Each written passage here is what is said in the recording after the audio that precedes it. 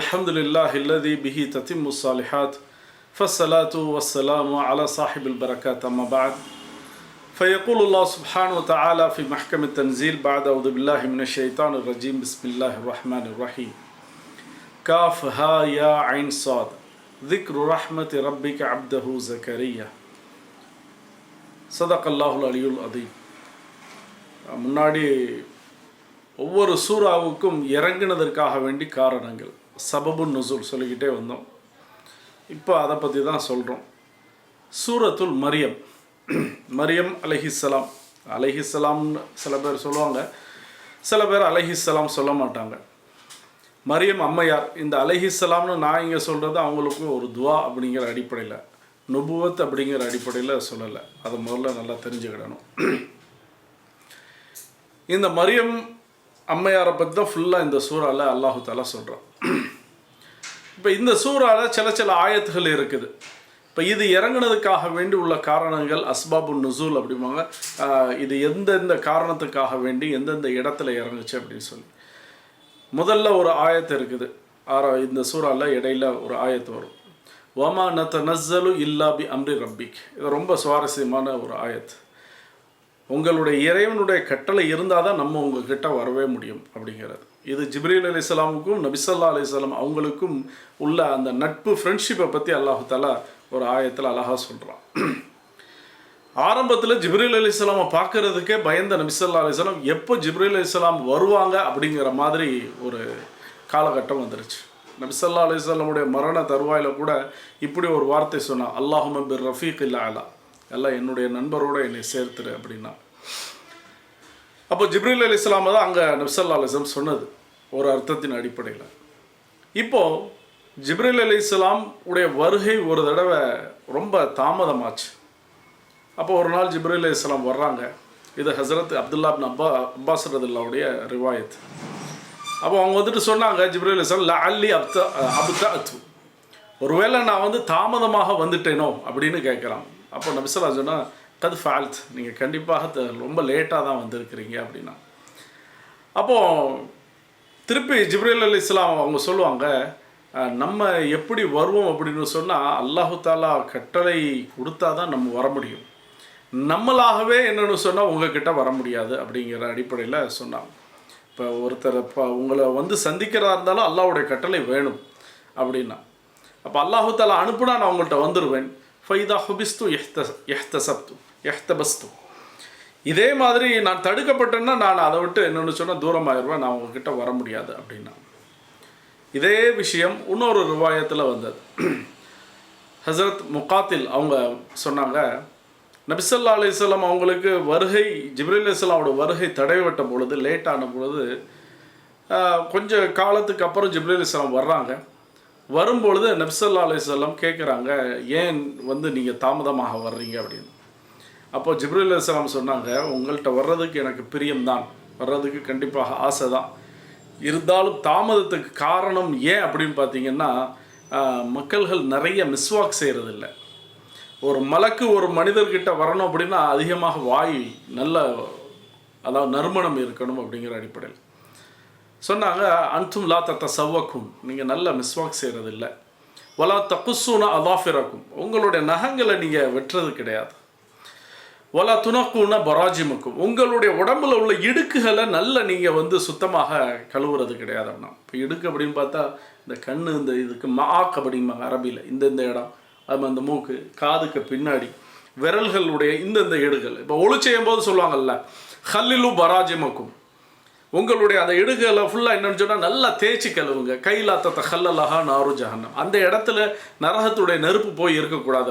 அப்படி பார்த்தா மனுஷனுக்கு நிறைய இடத்துல அக்குள்ள தொடைப்பகுதிகளில், முட்டுக்கு பின்னுள்ள பகுதி, இதிலெல்லாம் ஒரு எண்ணெய் பிசுக்கு இருக்கும், அதெல்லாம் நல்லா தேய்ச்சி கழுவுங்க அப்படின்னா.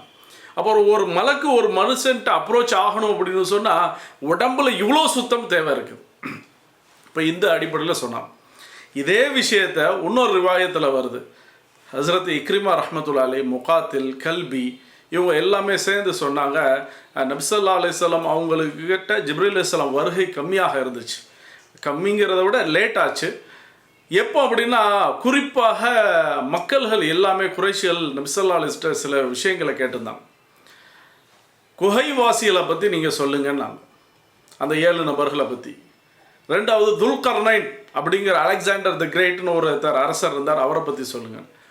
ரூஹை பற்றி அல்லாஹ் குர்ஆனில் யஸ்அலூனக ரூஹ், உங்கள்கிட்ட ரூஹை பற்றி கேட்குறாங்க.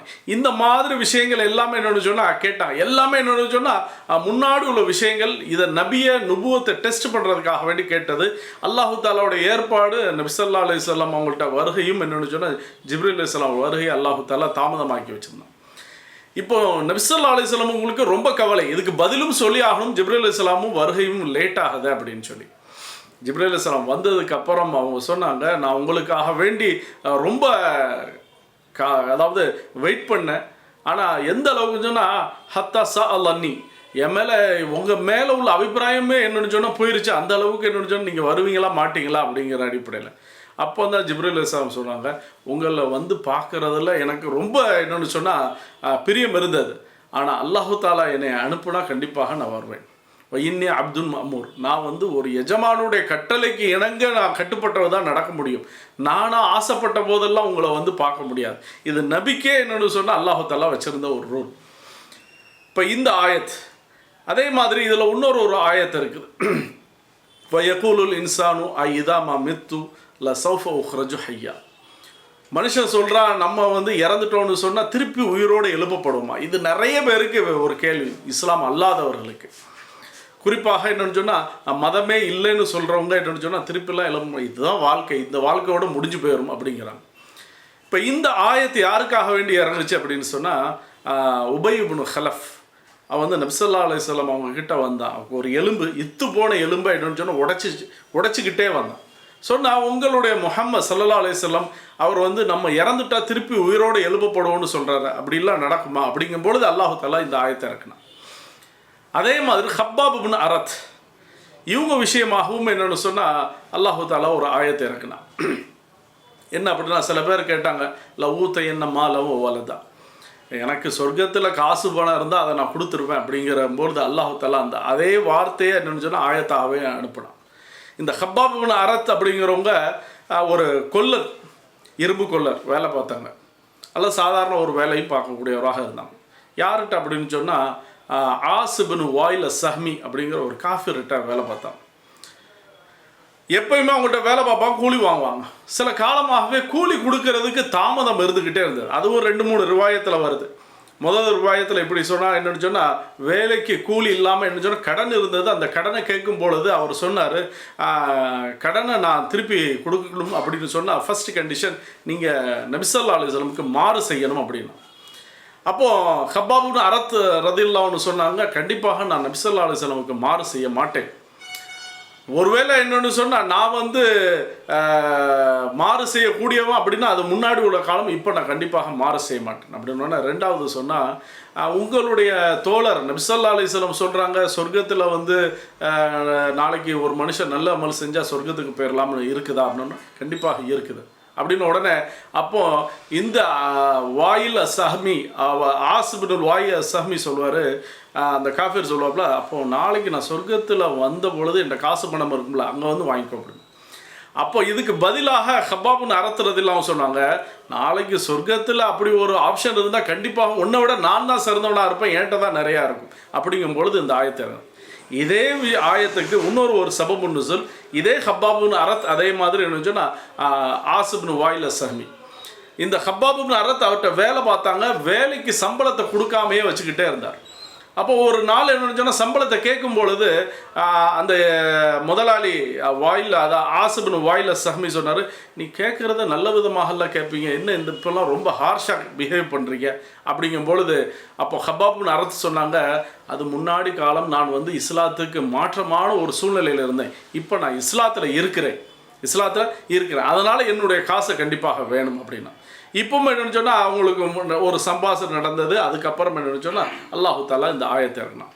இப்போ குறிப்பாக என்னென்னு சொன்னால் இந்த சபபு நுஸூல் அப்படிங்கிறது முழு சூறாவுக்கும் இல்லாமல் சில ஆயத்துகளுக்கு அப்படிங்கிறது ரிவாயத்தில் வருது. அதை மட்டுமே நான் இங்கே சுருக்கத்தின் அடிப்படையில் சொல்லிக்கிட்டு இருக்கிறேன். வாஹிர் தாவான் அல்ஹம்துலில்லாஹி ரப்பில் ஆலமீன்.